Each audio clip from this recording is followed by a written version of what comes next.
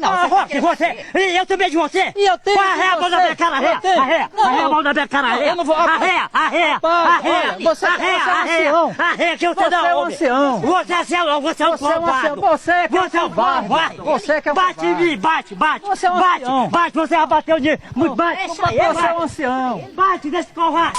Minha rapaziada, que loucura, velho. Indo para o 8º vídeo já da nossa série aí, acompanhando os playoffs. O primeiro arreia que tivemos, né, de fato. Não tava tendo muitos arreia a mão na minha cara. E já teve 2 do mesmo dia, mas eu gostaria de ressaltar esse que foi um pouquinho mais intenso, né? Do dia 25, no sábado, ontem. Noite de 4 jogos, 4 grandes partidas. Dia inteiro praticamente de jogo. Muito maneiro. Começou também um pouco mais cedo as partidas. E tivemos, né, a fatídica confusão no final da partida entre Denver Nuggets e Minnesota Timberwolves. Cara, eu tô tão animado pra falar do Denver contra o Minnesota que hoje a gente vai começar falando deles, não vamos falar na ordem não, porque é o que eu mais tenho pra falar, sendo bem sincero, porque antes de começar a série, né, eu sempre faço aquele meu vídeo de previsões do que vai ser dessa pós-temporada, quem que eu acho que vai ganhar, quem que eu acho que vai passar, o bracket do jeito que tá, devido dadas as proporções dos confrontos, quem que eu acho que passa de cada chave, quem que eu acho que chega numa final de conferência, quem eu acho que pode levar o caneco pra casa, e esse ano alguma coisa me dizia que o melhor ataque da liga, o time que tinha a melhor desenvoltura, o time que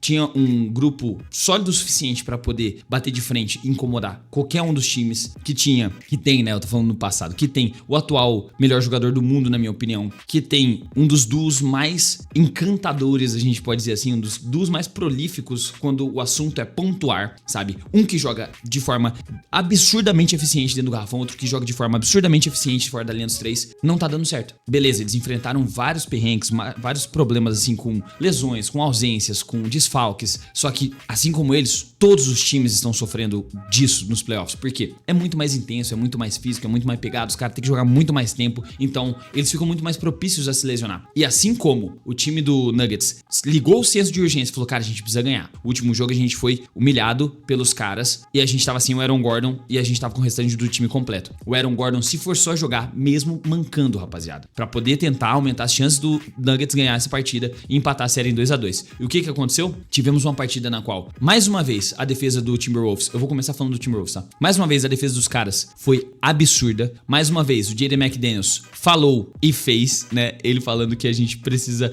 atacar os caras porque os caras defendem mal. E aí o Jaden McDaniels veio pra mais uma partida assim boa, principalmente defensivamente, ele jogando muito bem na defesa. Fez 12 pontos, 8 rebotes, 3 assistências. Julius Randle não fez a da melhor partida dele, na verdade com a eficiência muito abaixo, mas entregou seus 15 pontos, pegou 9 rebotes, entregou 2 assistências e não atrapalhou no final do jogo quando o time estava precisando ganhar a partida. Ele entregou a bola na mão de quem merecia ficar com a bola na mão. Rudy Gobert, ele fez 4 pontos, mas pegou 15 rebotes, deu 2 tocos, 2 roubos de bola e tá jogando uma das melhores defesas de toda a carreira dele. É assustador que o Rudy Gobert tá jogando bem. Aí tivemos a segunda unidade que teve uma pontuação legal, Naz Reid fez 17 pontos, Bones Highlands fez 8, Mike Conley, o velhaco Mike Conley fez 5 pontos e o Terrence Shannon Jr. fez 3 pontos depois que o jogo já tava mais definido, ele entrou ali numa minutagem. E aí, temos 3 nomes agora pra falar a respeito desse jogo, quando o assunto é o Lobão. Donte DiVincenzo, ele deu sequência à maldição do número 0. O cara acabou lesionando e rompendo o Aquiles. A mesma lesão do número 0 do Tyrese Haliburton, a mesma lesão do número 0 do Damian Lillard, a mesma lesão do número 0 do Jason Tatum. Tem agora um quarto integrante, num período de 2 anos.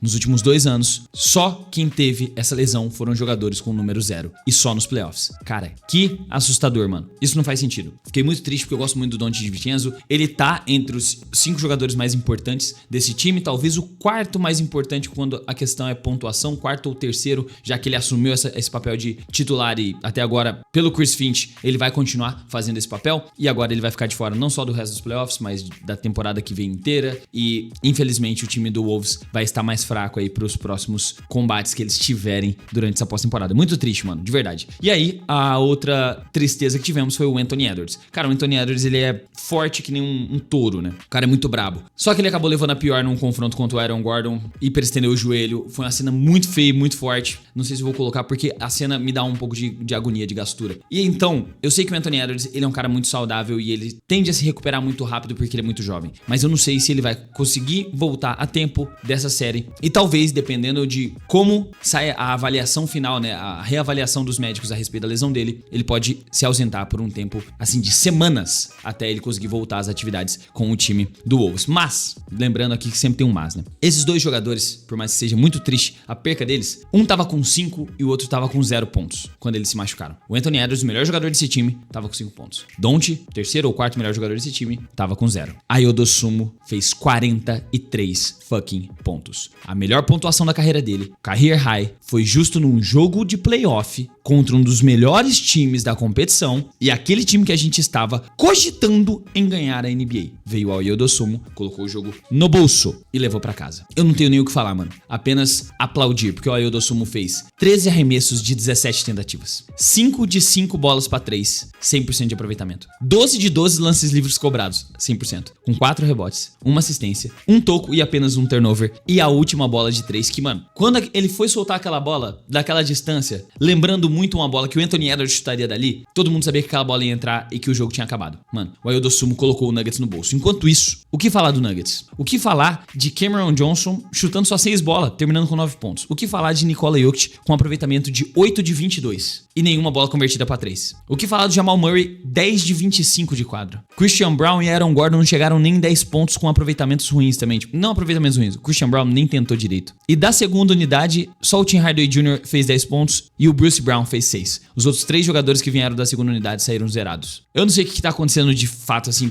a falta do Julian Strouter, provavelmente, que tava fazendo uma boa temporada regular. Não sei por que raios o David Adamo não coloca o Jonas Valanciunas. E simplesmente é muito decepcionante você ver o time que foi o Denver Nuggets na temporada regular, ver o time como ele veio pros playoffs, ver como o Wolves está agora e como eles estão enfrentando esse time, todo dilacerado, cheio de lesão, e ainda assim o Wolves tá humilhando os caras, tá ligado? O Rudy Gobert fazendo 2 pontos por jogo, fazendo o Jokic se arrepender de toda a partida que ele já jogou bem contra o Gobert, sabe? O Gobert dando aula de defesa pro Jokic, mano. Cara, que bizarro, mano. Eu fiquei em choque, mano. Eu simplesmente não tenho nem muito mais o que falar sobre o Nuggets, que a palavra que me vem à mente é decepção. Tanto que a parte mais legal do jogo, vinda do Nuggets, foi empurra no final, pô. O Nuggets jogou muito mal essa partida. Pô, teve ali uns momentos que fez umas runzinhas pra tentar recuperar, mas parecia que o time do Wolves tinha o controle da situação o tempo todo. Bizarro, mano. 112-96, o Minnesota abre 3-1 na série e vai quentíssimo, mesmo com 2 jogadores dos principais ausentes, tentar fechar a série em 5 jogos. Isso é loucura, mano. Eu não pensei que eu estaria falando isso. Vamos para os outros confrontos, para dar um recap rapidão, porque esse foi o que mais me animou, mano, mas a gente precisa falar do resto, né? New York Knicks e Atlanta Hawks. O Knicks empatou a série em 2-2.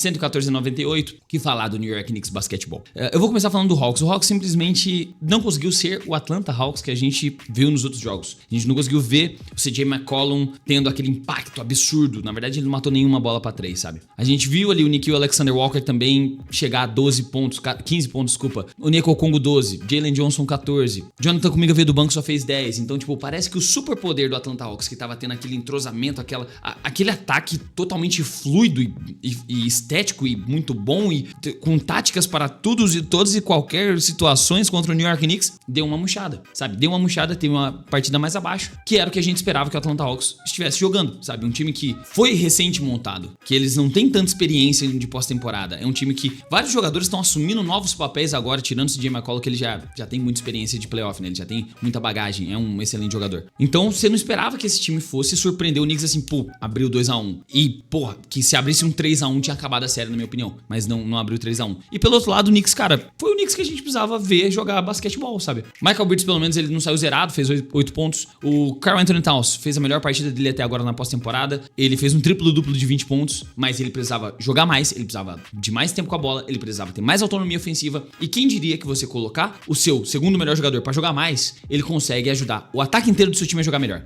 sabe? Ele conseguiu ajudar o OG Anunoby a fazer 22 pontos. Ele conseguiu ajudar o Jalen Brunson a não ter essa carga absurda ofensiva, já que o Jalen Brunson tava tendo uma partida ridícula, na qual ele chutou 18 bolas e matou só 7, sabe? O time da segunda unidade também jogou muito bem. Mitchell Robinson, Jordan Clarkson, José Alvarado, Miles McBride matou bola. Cara, esse é o Knicks basquetebol. E é isso que eu esperava ver do Knicks todas as noites. Que era pra estar um 3-1 pro Knicks agora, porque, né, aquela do CJ McCollum naquele dagger lá, não tem o que fazer. Ele ia ganhar aquela partida de qualquer forma. Então, eu ainda tenho confiança de que esse time do Knicks sai dessa série em 6 jogos, sabe? Mas existe um mundo também onde estende a 7 e existe um mundo mundo ainda também onde o Atlanta Hawks pode derrubar o New York Knicks. Porque se eles repetirem mais 2 partidas que nem foi a anterior desse jogo 4, e o Knicks tiver um banco que não produz, um Michael Bridges saindo zerado e um Karl Anthony Towns que não recebe a bola no final do jogo, dependendo do Jalen Brunson, existe um mundo onde a gente ainda é eliminado, mas eu confio no meu time ainda. Eu acho que dá pra sair vitorioso. 114-98, baita partida do Knicks. Vamos para o outro jogo agora da série. Esse aqui foi surpreendente e um pouco triste, né?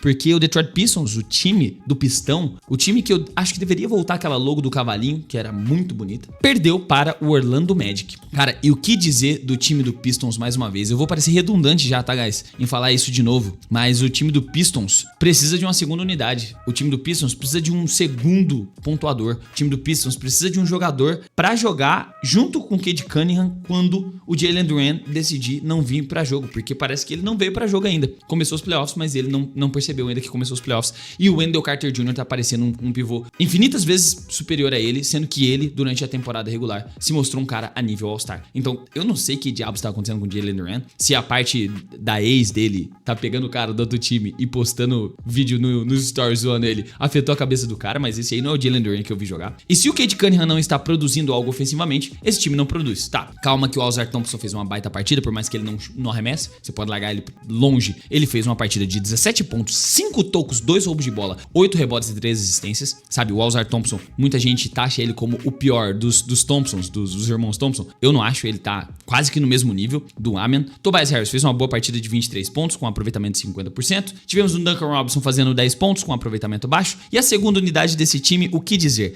Se juntar todos os jogadores da segunda unidade, chega a 10 pontos? Não chega, chega a 15. Chega a 15. Inclusive, o Isaiah Stewart estava aparecendo melhor do que o Jalen Duren. E em determinados pontos, o Dennis Jenkins parecia bem melhor do que o Duncan Robinson, por mais que tenha menos altura também. E o Cade Cunningham, cara? O Cade Cunningham, se ele não...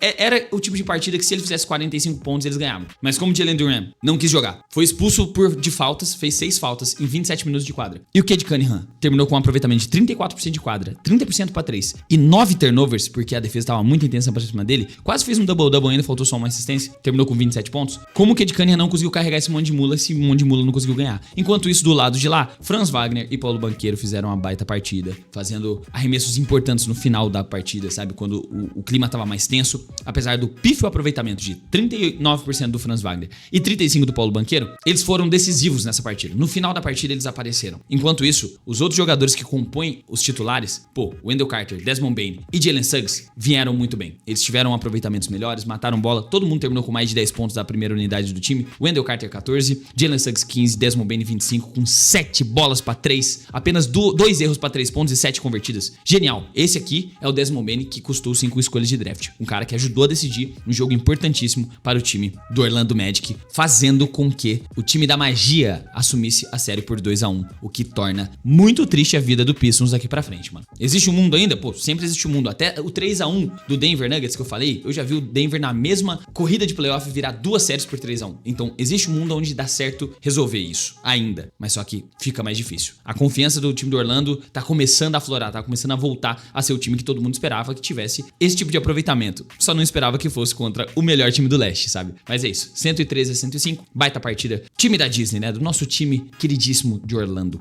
E agora, por último, temos OKC Thunder versus Phoenix Suns. Essa aqui é a partida que eu menos tenho que falar, tá? Menos tenho que falar. O Lu Dort, ele é um Zé Ruela, machucou o Devin Booker, esticando a perna pro cara cair mais uma vez. Eu nem vou falar do Lu Dort, que já começa a me irritar, tá ligado? Eu já começo a ficar irritado só de pensar em ter que argumentar sobre esse cara. Chet Holmgren teve uma partida ruim também, sabe? Ele é um baita de um defensor, um dos melhores, citado no primeiro time ideal, citado na corrida de defensor do ano, só que não trocou com o Embiid, obviamente. Terminou com 10 pontos, 7 rebotes, 1 toco, 2 tocos, 1 roubo de bola. Azar Hartenstein fez uma partida de 9 pontos, uma partida também um pouco mais contida, jogou menos, jogou 23 minutos. O time inteiro do OKC tá jogando, parece que uma marcha abaixo do restante da liga, eu posso dizer assim, porque ó, enquanto eu vim aqui trazer pra vocês as estatísticas, falando de todos os times aí, no primeiro vídeo de ontem, no primeiro vídeo de hoje, no vídeo de ontem, em tudo que eu tô citando aqui dos outros times, os principais jogadores jogam quase 40, 42, 45 minutos, todas as partidas. 3 titulares do time do OKC jogaram menos de 30 minutos, e os outros 2, só o Shea chegou a 38, mas o AJ Mitchell que veio como titular jogou 32. Caruso jogou 22, Aaron Wiggins jogou 10, Cason Wallace jogou 26, Jalen Williams jogou 20, Jarrett McKee jogou 12. Eles rotacionaram simplesmente todos os 12 jogadores disponíveis. Parece que o OKC tá em outra frequência, mano. Tipo assim, não tem o que o Suns fazer. Existia um sonho,